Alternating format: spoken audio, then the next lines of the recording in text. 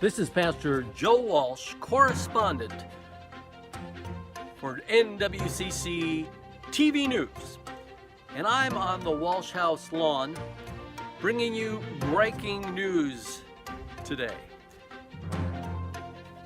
Just coming in. Yes, all right. We're going to join our medical task force today with some breaking news. First, it'll be Dr. Ron Fletcher, MD, and his wife, Christine. And I want to ask the doctor, Doctor, is it all right for me to be kissing Pastor Mary while we have the coronavirus, or do I have to stay 6 feet away? Oh, I guess we're live. Great question, Pastor Joe. Thanks for asking.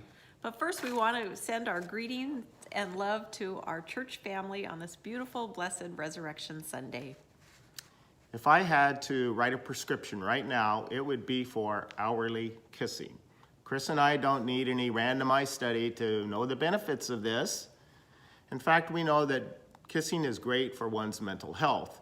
In medical school, we learn all about physical and mental well-being, but unfortunately don't, touch on the spiritual side.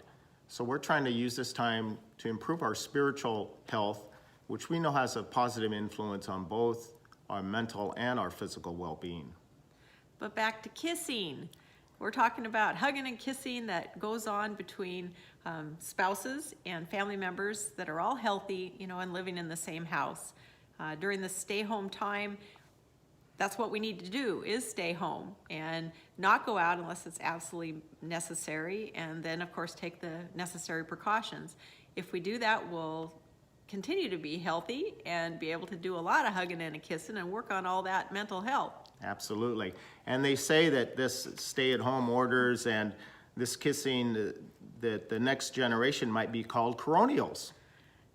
Okay, that is kind of funny, but seriously, we are very happy and thankful to God for this time that is dedicated to focusing on each other and focusing on our Bible studies that we do daily, lots of yard work, lots of house projects, and all of us can be very thankful for technology at this time. We have FaceTime and Zoom and are able to send virtual hugs and kisses, not even virtual, face-to-face. It's pretty amazing. So anybody who lives alone is still able to get hugs and kisses on a daily basis. And physical touch is so important. And this may not be exactly the same thing, but it's pretty darn close.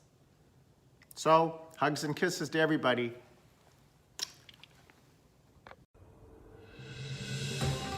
Thank you so much, Dr. Fletcher and Christine. That, my friends, is good news, and it was very inspirational. Thank you, Fletchers, for demonstrating. Honey, we can kiss.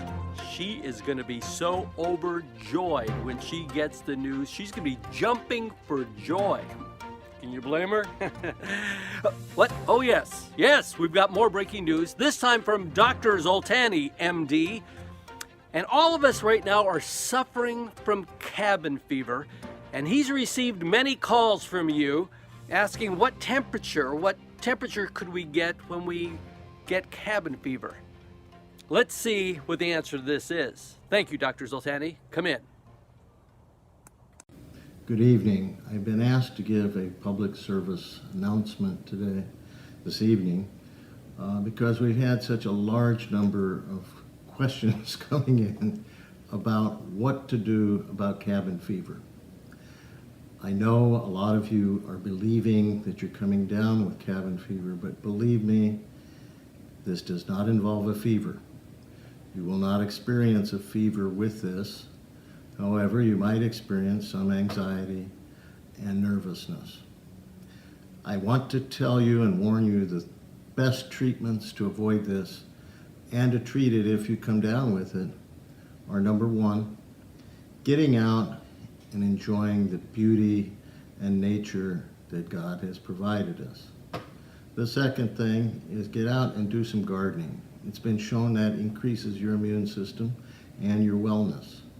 And the most important third thing is go to Jesus and pray for our church family, your family, and your neighbors.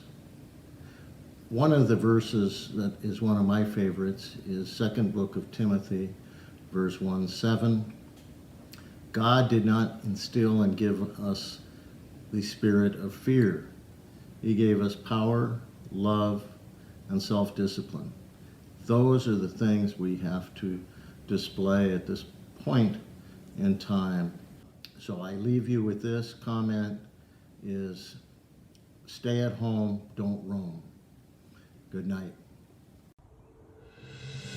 Well, that is good news. We don't get a fever when we get cabin fever. Who would have thought it? You learned something new today. Thank you, Dr. Zoltani. And now come in. Yes, all right. Now coming in is his assistant and wonderful wife, Lois Zoltani, and she's speaking to us from somewhat muffled tones. Come in, Lois Zoltani. So last night, Greg and I, we started reading My Utmost for His Highest, Oswald Chambers, great book, and Jesus Calling, another great book. I am with you and will watch over you wherever you go, and I will bring you back to this land. I will not leave you until I have done what I have promised you. Genesis 25:15. Yes, okay. Thank you so much, Lois, for that good news. We don't need to wear a World War I gas mask. Thank the Lord for that. Well, we've learned a lot today from our medical task force, and I want to invite you tomorrow to join us when we're going to hear some medical news about the Lord Jesus. Sunday morning, 10 o'clock, don't miss the service. And spoiler alert, Jesus conquers death. See you then. NWCC News, Pastor Joe Walsh signing off for now.